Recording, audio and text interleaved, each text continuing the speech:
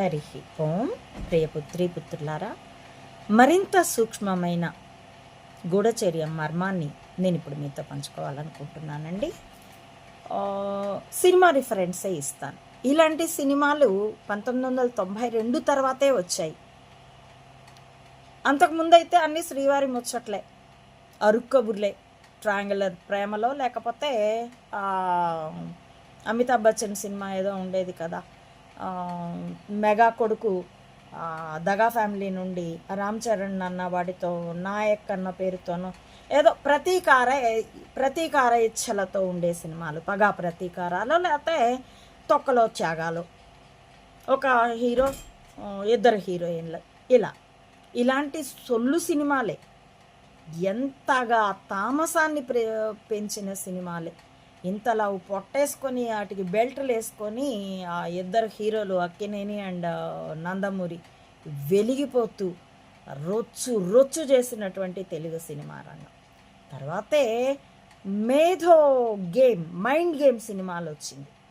అలాంటి వాటిల్లో అతడు సినిమాలో ఒక విన్యాసం ఉంటుంది. ఆ హత్య చేసిన కిరాయి హత్య చేయడానికి ఇద్దరు వస్తారు. ఆ హీరో మహేష్ బాబు, ఇంకోడు సోను సూద్ ఉంటాడు.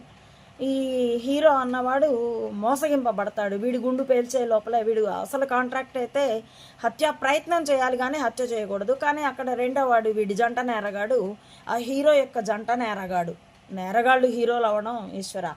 ఆ జంట నేరగాడు ఆ సోను సూద్ అన్నవాడు హత్య చేసేస్తాడు. ఆ కాంట్రాక్ట్ ఇచ్చినవాడు, ఆ హత్యా ప్రయత్నం చేయించుకొని సానుభూతి పొందాలనుకున్నవాడు సాయాజీ షిండేనో ఎవడో వేశాడు.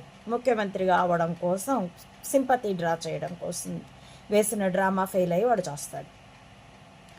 ఆ మతలబు చేసిన పాత్ర అతడికి నంబర్ 2గా ఉండి ఉన్న కోట శ్రీనివాసరావు వేసిన పాత్ర. అతడు ఈ డీల్ అంతా చేస్తాడు. అప్పుడు ఒక హిట్ డైలాగ్ కూడా వైరల్ అయి ఉంటుంది, ఇప్పటికీ ఉపయోగిస్తూ ఉంటారు.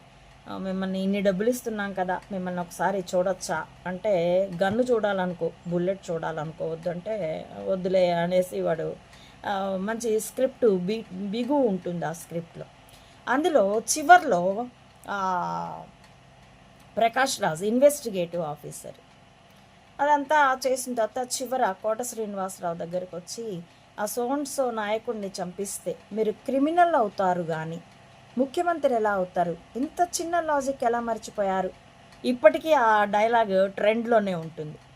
ఇంత చిన్న లాజిక్ ఎలా మర్చిపోయారండి అని అంటాడు. అంటే